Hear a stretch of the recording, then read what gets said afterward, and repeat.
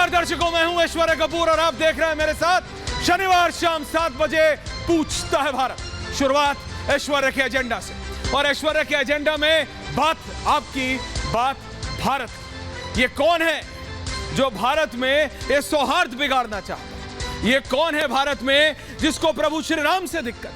मैंने कल भी यही कहा था, प्रभु श्री राम तो सबके हैं, तो फिर दिक्कत कैसी और किसको?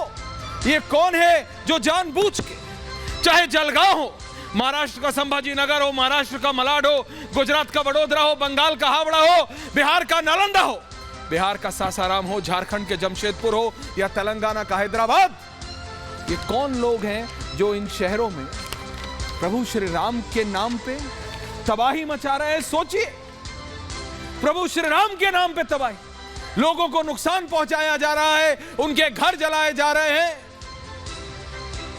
घर में माएं बेटियां परेशान, बेटा बाहर गया वापस सुरक्षित आएगा कि नहीं, ये कैसे हो सकता है? और ये सब प्रभु श्री राम के नाम पे।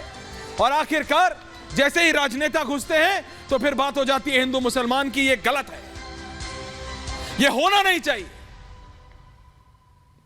कल भी जब हम बात कर रहे थे तो हमने कहा प्रभु श्री राम तो सबके हैं, हिंदू मुस्लिम सिख ईसाई, भाई शोभा यात्रा निकल रही है, आज हिंदुओं की है तो कल मुसलमानों की, परसों सिखों। ये इस पे दिक्कत किसको और कैसी?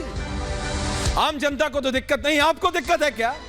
नहीं, किसी को नहीं है और ना होनी चाहिए। तो कौन है ये लोग जो जानबूझ के ऐसी हरकतें करते? पश्चिम बंगाल में मानूं तो बंगाल की मुख्यमंत्री ममता बनर्जी कह रही है कि बीजेपी करा रही, वो कह रही है कि बाहर से लोग बुला के कह रहे हैं, भाड़े के गुंडे बुला के कर रहे। बीजेपी कह रही है ये बीजेपी टीएमसी का मसला नहीं, ये लॉ एंड ऑर्डर ब्रेकडाउन का मसला। वडोदरा में हो जाता है, गुजरात में अगले दिन 36 से ज्यादा लोग अरेस्ट हो जाते हैं, महाराष्ट्र में होता है, बिहार में होता है और 24 घंटे बाद तक होता है। नीतीश कुमार, जिन्हें एक समय पे सुशासन बाबू के नाम से जाना जाता था, is being proving out to be complete failure and like how he is unable to manage, वो संभाल नहीं पा रहे। और ये सब दुख की बात सबसे ज्यादा इसलिए है कि हो रहा है प्रभु श्री राम के नाम पे। मेरे को दिक्कत इससे है, मुझे दिक्कत उन लोगों से है जो मजहब का इस तरह से गलत इस्तेमाल कर, धर्म का गलत इस्तेमाल कर। इस समय जरूरत है सभी धर्म गुरुओं को, सभीयों को एक साथ आने की और कहने की कि चाहे जो भी हो, चाहे इधर या उधर, एक्शन लो, एक्शन लो, लेकिन किसी के घर को नुकसान नहीं, आगजनी नहीं होनी चाहिए। लोगों का नुकसान भारत का नुकसान है, और वो भी फिर कह रहा हूं, ये पूरे देश के लिए एक शर्मनाक बात है कि प्रभु श्री राम के नाम रामनवमी के जलसे पे ऐसा हुआ। ध्यान रखिए, आज यही है पूछता है भारत की बहस, ये स्पेशल सैटरडे और पूछता है भारत, लेकिन ये पहले special report and then we have a packed house.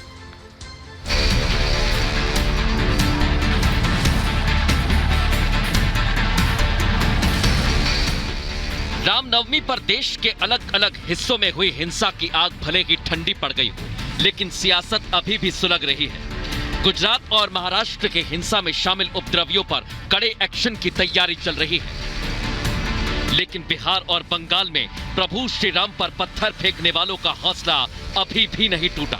Bengal के हावड़ा में कोई हिंसा की बात करें तो यहां एक्शन से ज्यादा सियासत चल रही है। बीजेपी जहां हिंसा को सरकार प्रायोजित बता रही है, वहीं टीएमसी हिंसा के पीछे बीजेपी की साजिश बता रही है।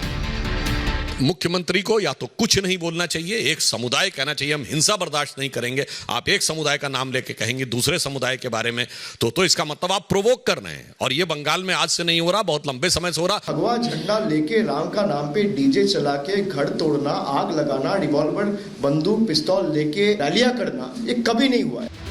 बंगाल के साथ बिहार में भी हिंसा पर सियासी खेल अपने चरम पर है। बीजेपी इस हिंसा के लिए जहां नीतीश सरकार को कटघरे में खड़ा कर रही है, वहीं नीतीश उपद्रवियों के खिलाफ सख्त एक्शन की बात कह रहे हैं।